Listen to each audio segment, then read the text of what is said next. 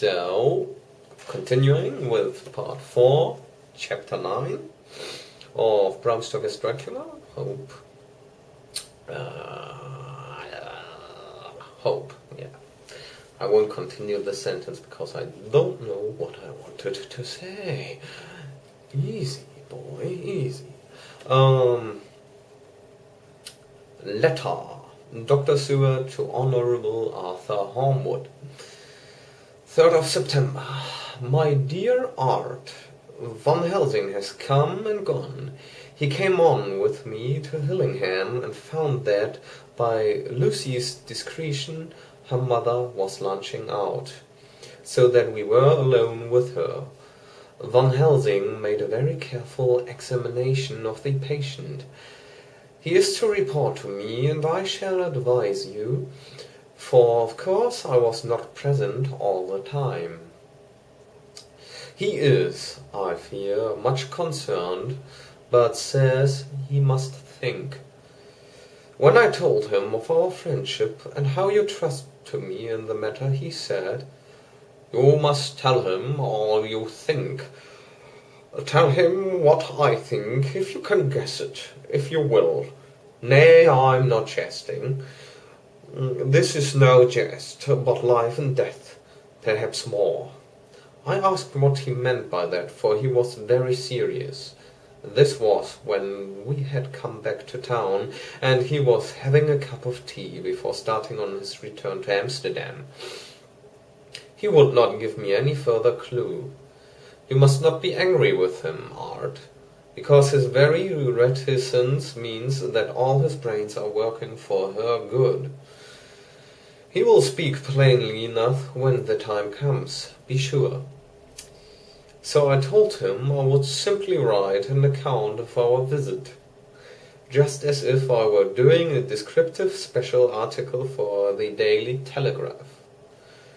He seemed not to notice, but remarked that the smuts in London were not quite so bad as they used to be when he was a student here. I'm to get his report tomorrow, if he can possibly make it. In any case, I'm to have a letter. Well, as to the visit, Lucy was more cheerful than on the day I first saw her, and certainly looked better. She had lost something of the ghastly look that so upset you, and her breathing was normal. She was very sweet to the professor, as she always is, and tried to make him feel at ease, although I could see that the poor girl was making a hard struggle for it. I believe Van Helsing saw it too, for I saw the quick look under his bushy brows that I knew of old. Then he began to chat of all things except ourselves and diseases, and with such an infinite geniality that I could see poor Lucy's pretense of animation merge into reality. Then, without any seeming change, he brought the conversation gently round to his visit, and suavely said, "My dear young miss, I have this so great a pleasure because you are much beloved. That is much, my dear, even were there that which I do not see. They told me you were in the spirit, and that you were of a ghastly pale. To them I say, poof!" And he snapped his fingers at me and went on, "But you and I shall show them how wrong they are. How can he?" And he pointed at me with the same look and gesture as that with which once he pointed me out to his class on, or rather after, a particular occasion which he never fails to remind me of. Nor anything of the young ladies. He has his madmans to play with, and to bring them back to happiness and to those that love them. It is much to do, and but there are rewards in that we can bestow such happiness. But the young ladies, He has no wife nor daughter, and the young do not tell themselves to the young, but to the old, like me, who have known so many sorrows and the causes of them. So, my dear, we will send him away to smoke the cigarette in the garden, whilst you and I have a little talk, all to ourselves." I took the hint and strolled about, and presently the professor came to the window and called me in. He looked grave, but said, "I have made a careful examination, but there is no functional cause. With you I agree that there has been much blood lost. It has been, but is not. But the conditions of her are in no way anemic. I have asked her to send me her maid, that I may ask just one or two questions, that so I may not chance to miss nothing. I know well what she will say, and yet there is cause. There's always cause for everything. I must go back home and think. You must send to me the telegram every day, and if there be cause, I shall come again. The disease, for not to be all well, is a disease. Interest me, and the sweet young dear, she interests me too. She charms me, and for her, if not for you or disease, I come. As I tell you, he would not say a word more, even when we were alone. And so now, Art, you know all I know. I shall keep stern watch. I trust you poor father is rallying. It must be a terrible thing to you, my dear old fellow, to be placed in such a position between two people who are both so dear to you. I know your idea of duty to your father, and you are right to stick to it. But, if need be, I shall send you word to come at once to Lucy, so do not be over anxious, unless you hear from me. Dr. Seward's Diary, 4th September. So Fergus' patient still keeps up our interest in him. He had only one outburst, and that was yesterday. At an unusual time, just before the stroke of noon, he began to grow restless. The attendant knew the symptoms and at once summoned aid.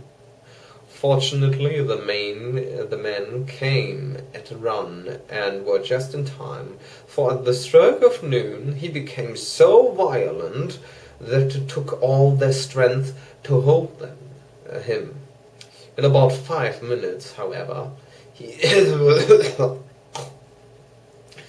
he began to get more and more quiet, and finally sank into a sort of melancholy, in which state he has remained up to now. The attendant tells me that his screams whilst in the paroxysm were really appalling. I found my hands full when I got in, attending to some of the other patients who were frightened by him. Indeed, I can quite understand the effect, for the sounds disturbed even me, though I was some distance away. It is now after the dinner of the asylum, and as yet my patient sits in a corner, brooding, with a dull, sullen, woe-begone look in his face, which seems rather to indicate than to show something directly. I cannot quite understand it. Later, another change in my patient. At 5 o'clock I looked in on him, and found him seemingly as happy and contented as he used to be.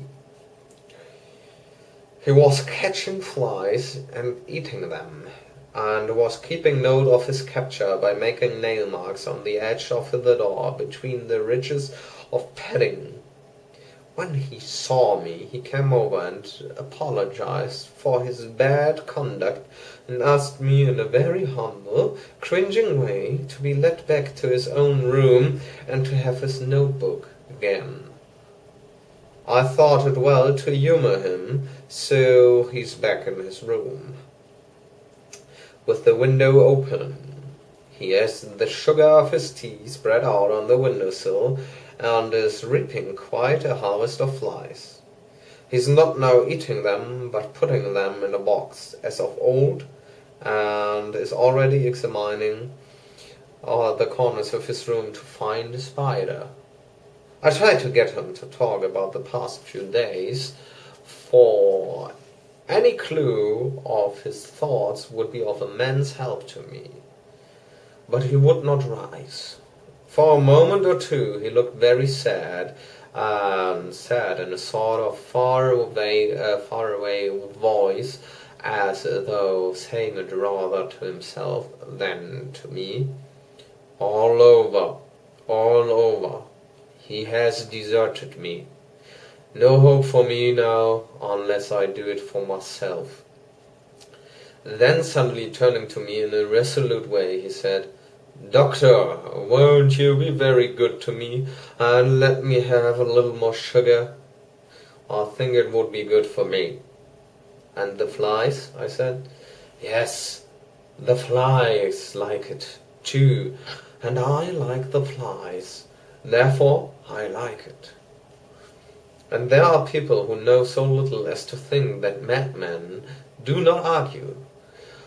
I procured him a double supply, and left him as happy a man as, I suppose, any in the world. I wish I could fathom his mind. Midnight. Another change in him.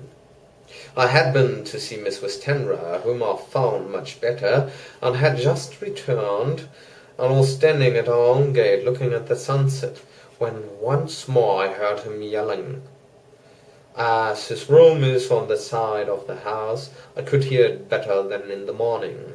It was a shock to me to turn from the wonderful smoky beauty of a sunset over London, with its lurid lights and inky shadows and all the marvellous tints that come on foul clouds, even as on foul water, and to realize all the grim sternness of my own desolate heart, to endure it all.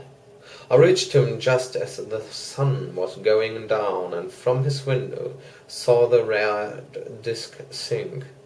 As it sank, he became less and less frenzied, and just as it dipped, he slid from the hands that held him, an inert mass on the floor.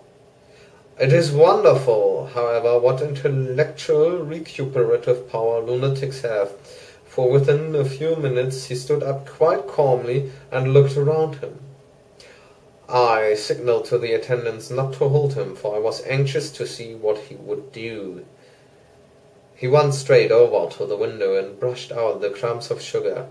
Then he took his fly box and emptied it outside and threw away the box. Then he shut the window and, crossing over, sat down on his bed. All this surprised me, so I asked him, "Are you not going to keep flies any more?" "No," said he, "I am sick of all that rubbish." He certainly is a wonderfully interesting study. I wish I could get some glimpse of his mind, or of the cause of his sudden passion. Stop, there may be a clue after all.